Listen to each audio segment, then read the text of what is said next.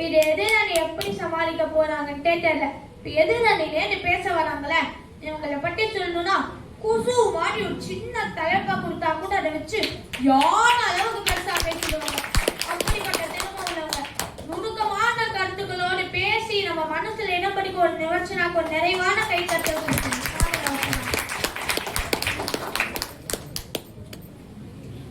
என் நெஞ்சில் குடியிருக்கும் அன்பு தமிழ் நெஞ்சங்கள் அனைவருக்கும் வணக்கம். ஐயா, எங்க அப்பா சொன்னாங்க வெளியேறுங்க விளையாட்டு தான் மகிழ்ச்சி தரும்னு. நானும் உங்களை வரதாங்க ஐயா. தந்தை சொல் நிக்க மந்திரம் இல்லைன்னு சிலம்பம் குச்சி எடுத்துக்கிட்டு வெயிலோடு விளையாடி வெயிலோடு உறவாடின்னு மகிழ்ச்சியா போனாங்க ஐயா. ஆனா திரும்பி வரும்போது எப்படி வந்து தெரியுமா? வெயிலோடு விளையாடி கருவாடு இப்படிதாங்க ஐயா வந்தேன். வீட்டுக்கு வந்தா எங்க அம்மாவுக்கே நாடகம் தெரியல. வெள்ளம் காக்கா மாதிரி போன நானு அண்டம் காக்கா மாதிரி வந்தேங்க ஐயா. நாங்க உண்மையான மகிழ்ச்சி. நடுவர்களே, எங்க எதிரணி சொன்னாங்க வெளியே போய் விளையாடினா உடம்பு ஃபிட் ஆகுதா மனசு ஹிட் ஆகுதா. நம்பிடாதீங்க. ஏன்னா அவங்க கிரவுண்டுக்கு போனா ஓடுறது 2 அடி, வாங்குறது 4 அடி. வீட்டுக்கு போனா அழுக்கு துணிக்கு அம்மா தருவாங்க பூசை அடி. ஐயா, கிரவுண்ட்ல ஒன்னா கால் வலி மட்டும் தாங்க ஐயா மிச்சம். வீட்டுல செஸ் விளையாடினா ஸ்ட்ராட்டஜி வளரும், கேரம் விளையாடினா கை நிலைக்கும், டம்சரஸ் விளையாடினா பேச்சு திறனும் நடிப்பு திறனும் வளருங்க ஐயா. இதுதானே உண்மையான மைண்ட் ஃபிட்டும் பாடி ஃபிட்டும். நடுவர்களே, சுத்தமான காத்து இயற்கை சூழல்ல விளையாடினா மன அழுத்தம் குறையுதான். ஒத்துக்கிறோம் ஐயா. அப்படி ஒரு இடம் வெளியே எங்க இருக்குன்னு சொன்னா நாங்களும் போய் விளையாடுவோம். ஒருவேளை கடவுள் விளையாடி இருப்பாங்களோ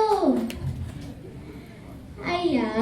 அகரன் சொன்னதுலே காமெடியான விஷயம், வெளியே போய் விளையாடினா நோய் எதிர்ப்பு சக்தி அதிகமாதான். அப்படி பார்த்தா என்ன கடிச்ச கொசுகளை டெங்கு வந்திருக்கணும். நான் போய் ஒரு மாசம் ஹாஸ்பிட்டல் இருந்தேன். இப்ப தெரியுதா நான் எதுக்கு உள்ள இருக்க விளையாட்டு தான் மகிழ்ச்சி தரும்னு பேச வந்திருக்கேன்ட்டு.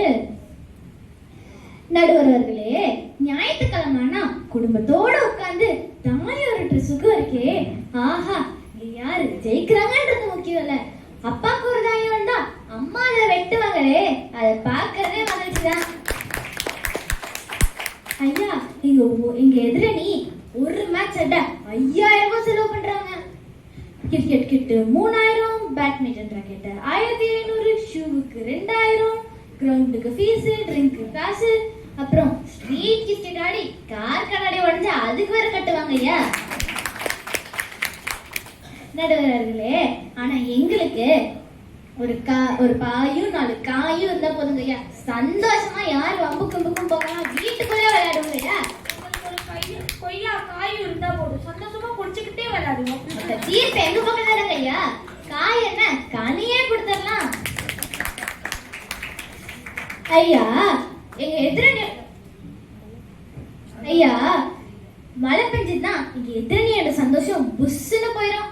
ஆனா நாங்க ரெயின் கோவேன்னு வீட்டுக்குள்ள சந்தோஷமா விளையாடுவோம். இந்த உண்மையை சொன்னா எங்கங்கய்யா அவங்க ஒத்துக்குறாங்க. பாரதியார் வேற சாதிக்க இருக்கிறாங்க. அந்த காலத்துல ஓடி விளையாடு பாப்பான்னு தான் ஐயா சொன்னாங்க. இப்ப மட்டும் பாரதியார் இருந்தா என்ன சொல்லியிருப்பாரு தெரியுமா? ஓடவும் இடவில்லை பாப்பா, ஓடியவும் இடவில்லை பாப்பா, அதனால நீ வீட்டுக்குள்ளே பத்திரமா விளையாடு பாப்பான்னு தான் ஐயா சொல்லியிருக்காங்க. நடுவர்களே, பந்தடிச்சா கண்ணு போகும், ஓடி விழுந்தா காலு உடையும், வண்டி வந்து இடிக்கும், நாயு கொசும் சேர்த்து கடிக்கும், வீட்டுக்கு போனா ஜலதோஷம் பிடிக்கும், ஹாஸ்பிட்டல் போனா காசு இடிக்கும். ஆக மொத்தத்துல சந்தோஷம் சத்தமே இல்லாம போயிடும். ஆக மட்டும் பைத்தியம் பிடிக்கும். அப்படிதாங்க ஐயா. நடுவர்களே, இப்ப எதிரணிக்கு வச்சுட்டு செக்மேட். இனிமேலே அவங்க பேசுறது வேஸ்ட். அதனால மன மகிழ்ச்சியும் பண மகிழ்ச்சியும் தருது உள்ளங்க விளையாட்டுன்னு தீர்ப்பு கொடுக்குமாறு மகிழ்ச்சியுடன் கேட்டுக்கொள்கிறேன். வாய்ப்பு தந்தானே